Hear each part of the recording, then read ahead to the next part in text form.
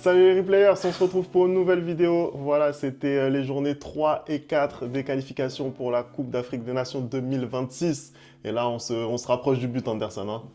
Moi, personnellement, mon pays est qualifié. Je ne sais pas pour vous, mais mon pays est qualifié. Moi, j'ai passé Rendez-vous au vraiment Maroc. une Rendez-vous au Maroc. journée difficile, journée difficile. Pour le moment, j'ai pas mon ticket. Voilà, j'ai pas mon ticket. Après, est-ce que tu es étonné? Parle bien, ok? Parle bien. Générique.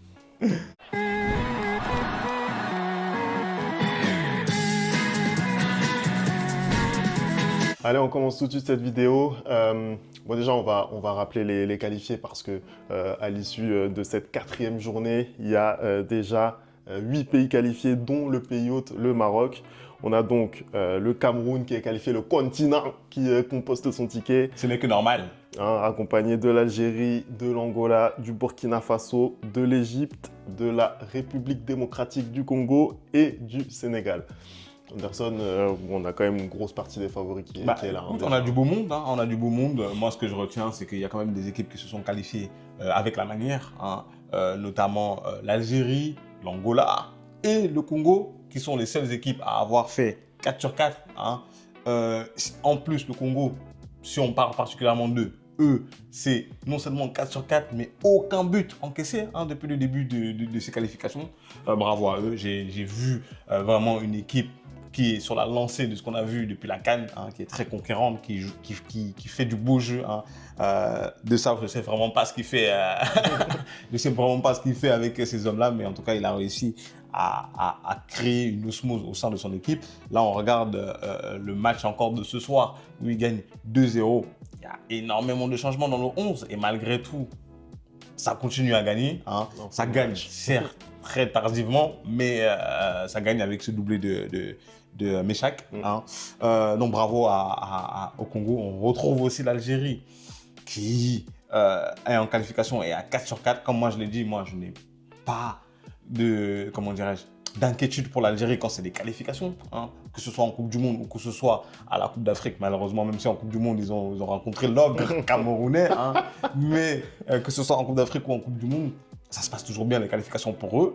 Mais c'est la compétition maintenant où ils doivent prouver. Je pense que là, on est sur un nouveau cycle de l'Algérie avec un nouveau sélectionneur et ils doivent venir prouver ce qu'ils font de bien en qualification, en compétition. Et je pense qu'au Maroc, ce sera une nation sur laquelle il faudra compter. Et finalement, pour moi, la grosse surprise de ces qualifications, c'est l'Angola. Hein, l'Angola aussi qui fait 4 sur 4. Hein, et pour le coup, les Angolais, ils ne laissent rien du tout passer. Ils sont dans notre groupe de qualification pour la Coupe du Monde. J'ai peur. Hein. On a fait match nul contre eux, un partout, il me semble. J'ai très peur hein, pour le Cameroun face à cette équipe angolaise là qui nous avait montré de très belles choses à la CAN en Côte d'Ivoire. Hein, donc voilà. Et puis le Sénégal aussi hein, qui valide son ticket. Compliqué, hein, c'est très compliqué. Il se sauve à la dernière seconde grâce à ce but de Sadio Mané. Mais ils arrivent à valider hein, et du coup le Sénégal aussi qui part sur un nouveau cycle. Maintenant, à savoir, est-ce qu'ils vont garder leur entraîneur sélectionneur, temporaire ou est-ce qu'ils vont aller chercher un nouveau sélectionneur avant la CAN? Moi, je pense qu'il n'y a pas besoin de faire ça. Et après, voilà. le véritable problème pour moi, encore une fois, je suis désolé de réinsister, mais quand tu regardes ce que fait le Sénégal, on a Thio qui s'inscrit dans la continuité d'Aliou Cissé, il n'a absolument rien révolutionné.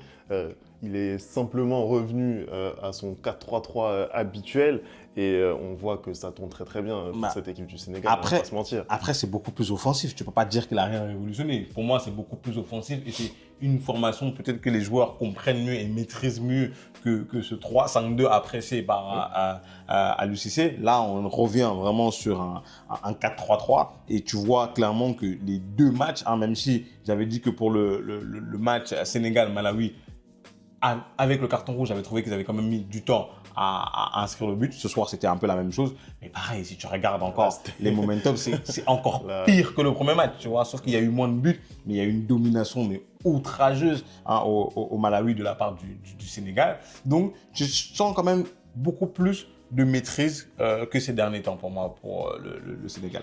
Ouais, après, encore une fois, je pense que même les résultats, dans leur période la plus difficile, les résultats n'étaient pas catastrophiques. Ils sont invaincus depuis un bon moment déjà, les Sénégalais. Et c'est tout logiquement qu'ils arrivent, donc, grâce à Sadio Mané en toute fin de match, à valider le billet, hein. Oui, mais tu vois qu'au final, quand tu regardes ce groupe, par exemple, ils sont deuxième derrière le Burkina Faso et c'est à la différence de but. Donc, au final, tu te retrouves même avec une équipe du Sénégal qui marque pas tant que ça, hein. Le Burkina Faso, on sait les qualités qu'ils ont depuis quelques années maintenant sur le continent, hein. C'est une équipe qui a fini quatrième lors de la CAN au Cameroun, Oui. hein. Ils avaient d'ailleurs fait ce match où ils nous ont tapé 3-0 à la mi-temps et on a réussi à remonter avant d'aller chercher la troisième place au tir au but. Mais c'est une très très belle équipe. Mais pour moi, une poule où tu as le Burkina Faso, le Burundi, le Malawi et le Sénégal, tu t'attends à ce que le Sénégal soit premier avec 4 victoires sur 4, on est d'accord? Ouais, bien sûr. Bon, Donc après, ils ont un peu déçu lors de ces qualifications. ils font nul face au Burkina. Bon, c'est pas infamant. Ils prennent le but à la fin. Bon, mais voilà, je pense que au final, en foot, on voit que ça va très très vite quand même, hein. On voit que Surtout voilà, en Afrique, hein. voilà, Surtout en Afrique. ça va Hein. extrêmement vite. Peut-être que bon, c'était une décision un petit peu prématurée. En tout cas, ça leur permet d'être qualifiés pour la CAN. On verra ce qu'ils vont faire. Est-ce qu'ils vont récupérer leurs biens? En tout cas, ils seront favoris là-bas. Anderson, il y a une équipe qui n'est toujours pas qualifiée. C'est incroyable. Et on est étonné. Mais c'est incroyable. Parce qu'il s'agit Mais c'est fou. du champion Mais d'Afrique. c'est fou. Mais c'est fou. Mais pourquoi? Mais comment c'est possible? Mais tu vas m'expliquer, Anderson. Qu'est-ce C'est pas qui s'est possible. passé? Parce que séisme, hein, séisme ce soir. Et ben, la Côte d'Ivoire a perdu. Voilà. Je ne me rappelle pas la dernière fois où la Côte d'Ivoire avait perdu. Ah, moi, je m'en rappelle. Hein. Moi, personnellement, 4-0 contre la Guinée équatoriale. T'inquiète pas que je bien m'en sûr, champion rappelle. d'Afrique, 4-0, 8-0, même c'est fini, on a oublié. Mais oui, en effet, la Côte d'Ivoire a perdu ce soir face à la Sierra Leone. Bon, après, il faut quand même expliquer le contexte. Il y a eu énormément de changements dans ce 11 de départ. Hein, parce que voilà, après le match qu'ils ont livré en Côte d'Ivoire, tu vois qu'ils étaient assez sereins. Donc, je pense qu'Emer Faé, il a voulu donner un peu plus de temps de jeu à d'autres joueurs. Et je pense que son pari n'a pas payé ce soir. Parce que finalement, moi, en fait, ce qui m'étonne, au-delà du fait déjà qu'ils aient perdu, c'est aussi le fait que finalement, cette équipe de Sierra Leone qui était absolument pas dangereuse en Côte d'Ivoire, c'était quand? C'était samedi à San Pedro, je crois. Bah là, ce soir, elle a été un peu plus dangereuse, tu vois. Et ils ont concédé beaucoup plus d'occasions. Et finalement, bah, à la toute fin, à la 85e minute, ils encaissent ce but-là qui permet à la Sierra Leone d'aller récupérer des points. Hein. Et au final, la Côte d'Ivoire n'est pas à 100% sûre d'être qualifiée et ils devront attendre la trêve de novembre pour vraiment finir le boulot. Mais est-ce que vraiment tu es inquiet pour eux? Ah non, bah, il n'y a pas une once d'inquiétude, tu l'as dit. Large revue d'effectifs. Je crois que la défense, elle a été quasi intégralement renouvelée. Le retour de Eric Bailly pour faire plaisir aux Ivoiriens. Hein. C'est important. Parce que vraiment, c'était catastrophique. Je suis désolé, mais c'était catastrophique, Eric Bailly. Voilà. Il y avait quand même les tauliers Jean-Michel Seri et Franck Kessié au milieu du terrain notamment. Mais c'est à peu près tout. C'est à peu près tout. Même en attaque, large turnover avec un Oumar Diakité notamment titularisé. Voilà, c'est quand même... moi, je ne vais pas surinterpréter cette défaite. La Sierra Leone, en plus, c'est pas une équipe qui est facile à jouer et d'autant plus chez elle. Donc voilà, moi, je surestime pas, je surenchéris pas. Défaite en fin de match en plus. Voilà, moi, ce qui m'inquiète un peu, c'est que généralement sur la chaîne, je loue très souvent le banc de la Côte d'Ivoire. Tu vois, je trouve qu'ils ont un très bon banc pour finir les matchs, pour finir les rencontres. Et là, finalement, tu te rends compte que les joueurs qui sont sur le banc, quand tu les mets pour un match 90 minutes, c'est beaucoup plus compliqué. Après... Tu vois, c'est beaucoup plus compliqué. Et du coup, je pense que cette équipe de Côte d'Ivoire, là, quand on va arriver au Maroc, elle ne va pas être scrutée de la même manière que lors de sa CAN. Pourquoi? Parce que là, elle est championne d'Afrique, elle va être beaucoup plus attendue. Et là, je pense que, comme je le dis tout le temps, quand tu es le roi, tout le monde veut ta peau. Et là, je pense que tout le monde, absolument tout le monde voudra la peau de cette équipe de Côte d'Ivoire. Et elle aura besoin de ses remplaçants aussi. Après, est-ce que tu peux dire que la Côte d'Ivoire, chez elle, à domicile, n'était pas attendue? Tu vois ce que je veux dire? Je pense que la pression était énorme. Bien sûr qu'elle était attendue. Bien sûr qu'elle était attendue. Bien sûr qu'elle était attendue. Mais c'est différent parce que elle était attendue de par son public. Là, ce que je te dis, c'est que pour moi, je ne pense pas forcément que les autres équipes la voyaient, en tout cas avant d'arriver en demi-finale et en finale, la voyaient comme un vrai grand danger. Je pense que si le Sénégal a perdu, notamment contre cette équipe, c'est aussi un peu parce qu'elle a pris la Côte d'Ivoire de haut, et d'autant plus après ce résultat de 4-0. Sauf que là, la Côte d'Ivoire arrive au Maroc en étant champion d'Afrique. Quand tu arrives en étant champion d'Afrique, c'est pas le même statut. C'est-à-dire que toutes les équipes qui vont jouer contre toi vont vouloir faire un résultat parce qu'ils savent que qu'ils fassent un match nul ou qu'ils te battent, bah on va en parler dans les journaux parce que tu es champion d'Afrique. Tu vois ce que je veux dire? Et du coup, moi, quand je vois une équipe composée un peu de remplaçants avoir autant de mal à s'imposer et perdre même à la fin du match contre la Sierra Leone, alors que quand tu vois ce qu'a donné les titulaires 2-3 jours avant, c'est le jour et la nuit. Tu vois, donc je ne sais pas si c'est une question ce soir de motivation ou si c'est parce qu'ils savent que quoi qu'il arrive, ils vont être qualifiés dans cette CAN parce que vraiment, il leur faut un point et c'est bon. Mais moi, je pensais que quand on allait s'asseoir, pour moi, c'était la Côte d'Ivoire qui allait être la première nation qualifiée de par tout ce qu'ils nous montrent depuis le début de ces qualifications-là. Voilà. Non, c'est vrai, je suis d'accord avec toi. On a rapidement évoqué la qualification du Maroc, évidemment, c'est le pays hôte. Ils ont survolé la double confrontation face à la Centrafrique. Anderson, il n'y a rien à dire. Hein. Je ne vais pas parler aussi du Maroc parce qu'en vrai de vrai, ils sont déjà qualifiés, mais eux aussi, je crois que c'est un 4 sur 4, si je ne me trompe pas. Ouais, voilà. 12 points, ils ont marqué 14 buts, ils ont encaissé un seul. Hein. Ils sont quand même dans un groupe avec le Gabon, le Centrafrique et le Lesotho.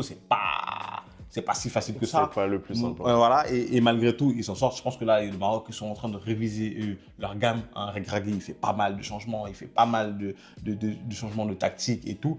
Et je trouve que malgré le turnover qu'il met en place, bah, l'équipe, elle est très très forte. Tu vois ce que je veux dire? Que ce soit les 11 titulaires, que ce soit les remplaçants, ils sont en place. Et tu sens qu'ils ont une idée derrière la tête. Et je pense que le Maroc, là, pour le coup, ils ont vraiment envie de bien faire sur le continent parce qu'ils ont du mal sur le continent depuis trop de nombreuses années. Et là, la CAN chez eux, je pense que tu as un élan de ferveur avec ton peuple qui te pousse. Et je pense qu'ils auront vraiment à cœur de bien faire parce que c'est pas normal. Hein, une équipe du Maroc qui fait demi-finale de Coupe du Monde, qui n'arrive pas à arriver en finale ou en demi-finale de la Coupe d'Afrique. C'est absolument pas normal. Je suis désolé, tu vois ce que je veux dire. C'est incroyable, les difficultés que cette équipe a sur le continent, c'est fou.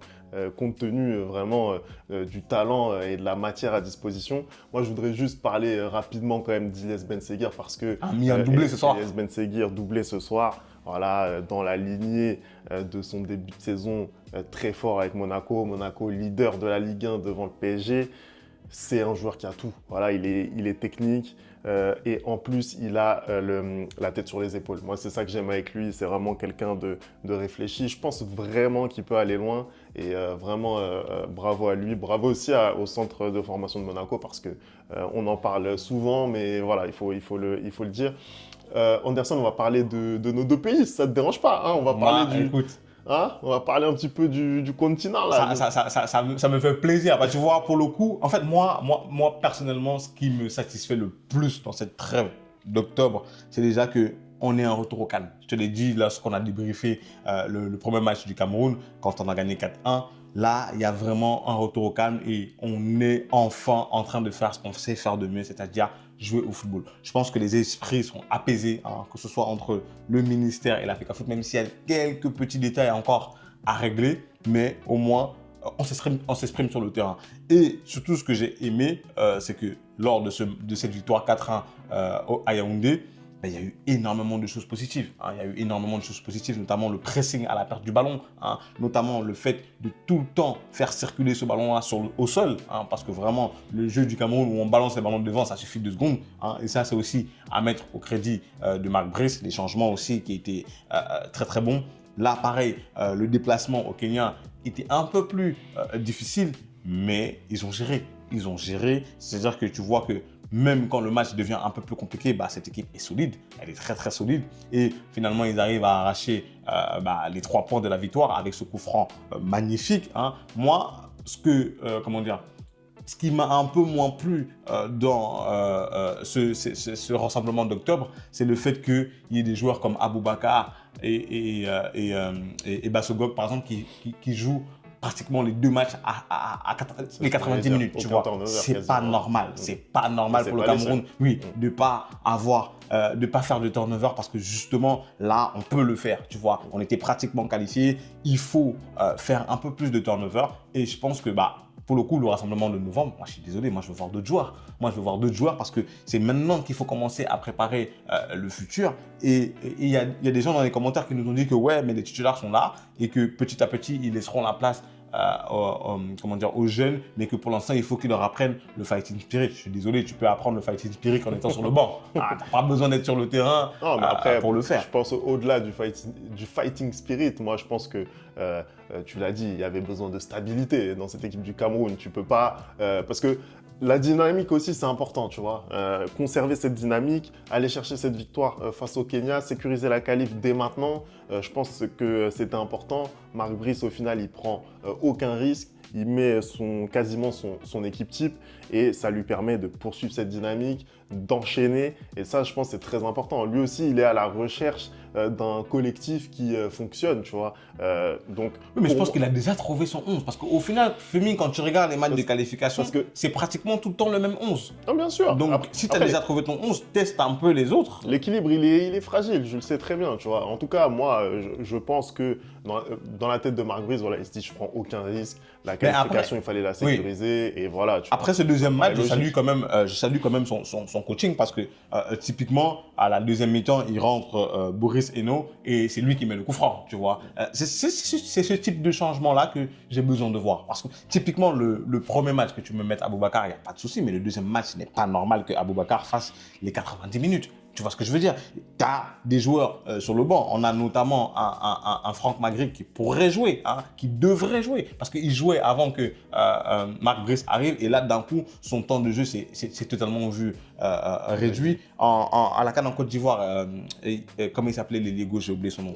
Georges Kevin Koudou, par exemple. Koudou était le meilleur joueur, limite, de cette sélection-là avec Rigobert Song. Aujourd'hui, il n'est même plus appelé. Tu vois, on nous dit ouais, il serait blessé et tout. Mais c'est pas normal. Tu vois que Bassogog, qui est...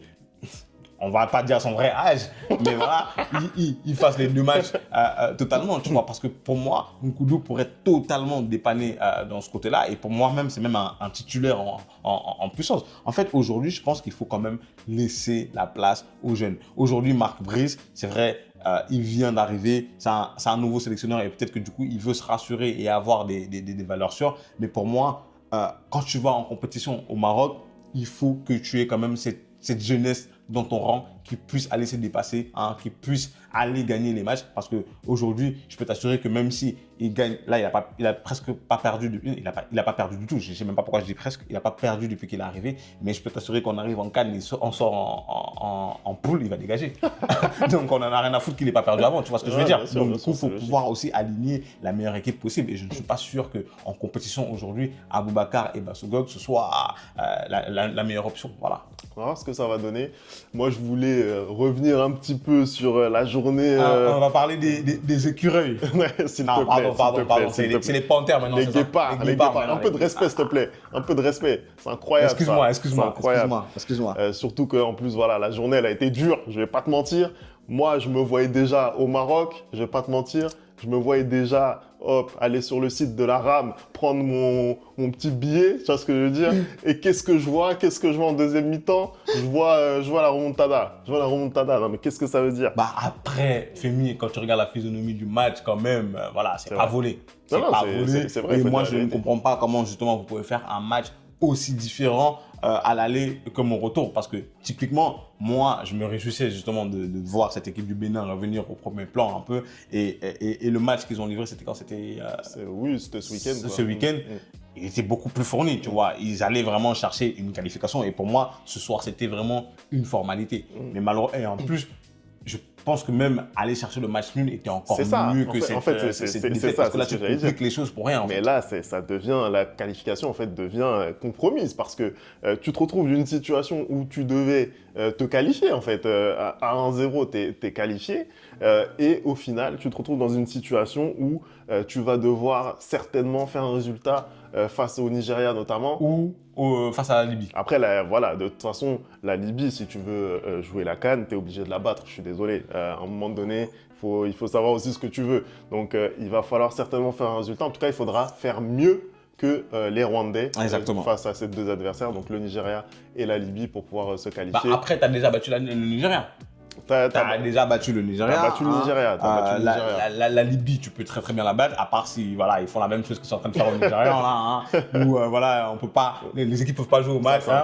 Ils sont à l'aéroport, on les interdit d'aller dans des hôtels, on leur interdit de manger. Mais moi, pour moi, c'est vrai que il y a comme un sentiment de c'est pas bien passé, tu vois, parce que typiquement pour moi c'était ce soir que tu devais arracher ta qualification et être serein, être tranquille, mais là du coup tu vas devoir batailler jusqu'à la fin et rendez-vous en novembre du coup pour aller arracher ce billet, pour que Femi puisse prendre son billet pour Royal Air Maroc et qu'on se retrouve en décembre 2025 au Maroc. S'il vous plaît. Donc, on va parler peut-être du Ghana parce que le Ghana, vraiment, ils sont dans une situation très, très critique. Ils ont perdu là face au Soudan 2-0 et ils sont à 5 points. 5 points de ce Soudan à 2 journées de la fin. Il reste 6 points à prendre, ils en ont 5 de retard. Moi, je ne comprends pas ce qui se passe avec cette équipe ghanéenne, en fait. Je ne comprends pas ce qui se passe avec cette équipe ghanéenne. Ça fait un bon moment quand même qu'ils ont du mal. On est avec cette génération dorée avec les Asamoah Gyan et tout, où vraiment le Ghana avait retrouvé son football, que ce soit au niveau à l'échelle mondiale, mais même à l'échelle du continent. Mais depuis un moment, même quand on regarde la manière dont ils sont sortis de la CAN en Côte d'Ivoire, en poule, on parle quand même des Black Stars, on parle quand même d'une équipe qui a 4 Coupes d'Afrique des Nations. Mais juste comme ça, mais je sais que c'est fou de le rappeler à chaque fois, mais le Ghana avait déjà 4 CAN quand nous on en avait que 2, je crois, et aujourd'hui on en a 5 et le Ghana en a toujours 4. C'est pas normal en fait que le Ghana ait toutes ces difficultés-là à se qualifier. C'est quoi leur groupe? Rappelle-moi, c'est quoi leur groupe? Parce que je suis désolé, mais... C'est le groupe avec l'Angola, le Niger et le Soudan. Je suis désolé, tu t'appelles le Ghana. C'est pas normal que tu sois 3e, 4e de ce groupe-là. T'es 3e. Mais c'est une hérésie en fait. Et puis, c'est pas comme si il n'y avait pas de joueurs. Il y a des joueurs, mais ça marche pas. Je ne sais pas pourquoi ça ne marche pas. Je crois qu'ils sont totalement en crise dans leur football. Aujourd'hui, il n'y a rien qui fonctionne pour cette équipe ghanéenne. Et franchement, ça va me faire de la peine un peu de ne pas les voir à la CAN parce que j'ai l'impression qu'on va un peu avoir une CAN comme en Côte d'Ivoire où vraiment tous les meilleurs étaient là. Et de ne pas avoir le Ghana, ça fait mal. Surtout que quand on sait que la dernière CAN, c'est vraiment le Ghana qui a tout mélangé parce que leur match nul a permis à 8 équipes d'un coup d'être qualifiées. Et là, de ne pas les avoir à la CAN au Maroc, ça fait pitié. Voilà, ça fait pitié parce que je ne comprends pas ce qui se passe dans cette équipe ghanéenne. Après, c'est pas encore totalement fini. Il reste une. Moi, je vois pas comment ils vont aller se qualifier. Mais en tout cas, si le Soudan prend un point. Parce que là, l'Angola a 12 points. Ils vont se qualifier. Ouais, tu vois, donc, oui, tu vois, comme tu dis, le Soudan a juste à prendre un point et c'est terminé. Ils sont qualifiés parce que même en gagnant ces 2 derniers matchs, le Ghana, grand maximum à 8 points. Et le Soudan, à côté, si eux, ils prennent un point, aux confrontations directes, ils ont gagné. Donc, c'est fini pour le Ghana. Mais ce serait vraiment dommage d'avoir une Coupe d'Afrique sans cette équipe-là. Mais on dirait qu'on y va tout droit. Voilà. On y va tout droit. On a fait le tour, Anderson? Je pense qu'on a fait le tour. On a oublié de parler du Mali. C'est vrai, le Mali aussi qui s'est bien relancé finalement. Le Mali qui est en ballottage favorable pour moi pour aller arracher sa qualification. Mais on va avoir, je pense qu'on va avoir une belle Coupe d'Afrique parce que pour le coup, j'ai l'impression que globalement, le niveau de toutes les équipes augmente. Vraiment, quand je vois la manière dont l'Algérie joue, quand je vois la manière dont le Congo joue, quand je vois la manière dont le Cameroun est en train de revenir, quand je vois comment la Côte d'Ivoire joue, même le Bénin, ça fait plaisir. Franchement, le football africain, je pense que si il est mis en avant de plus en plus et on a de très très belles pubs avec notamment la dernière CAN qui est arrivée. On a des très très belles pubs notamment avec le Maroc aussi qui fait un parcours exceptionnel en Coupe du Monde. Je pense qu'on commence un peu plus à nous respecter et je pense que du coup, la CAN 2025 au Maroc peut aussi être un gros tournant parce que si on passe de la CAN 2023 en Côte d'Ivoire qui a été un succès, on fait une autre CAN en 2025 qui est un succès, bah, je pense qu'il y aura beaucoup plus de monde qui auront envie de regarder le football africain et le football africain va se développer encore plus. Voilà. Totalement d'accord. Allez, merci d'avoir regardé cette vidéo. On n'oublie pas les bonnes habitudes, le replay foot. Et nous, on va se retrouver très très vite pour le pan quotidien. Hein. Ah non, mais d'ailleurs, j'aimerais vous remercier beaucoup pour le soutien, hein, surtout la zone Afrique. Hein, on ne fait pas des vidéos tout le temps, mais vous êtes toujours présents, vous répondez toujours présents quand on fait des vidéos. Merci énormément pour tout le soutien pendant cette trêve-là. C'était juste immense. Hein. Vous avez commenté, vous avez partagé, vous avez liké. Hein. Faites de même, continuez de faire de même pour que la chaîne se développe. Merci à vous. Vraiment big up et gros cœur sur vous. Voilà. Allez, on se retrouve très vite. Ciao.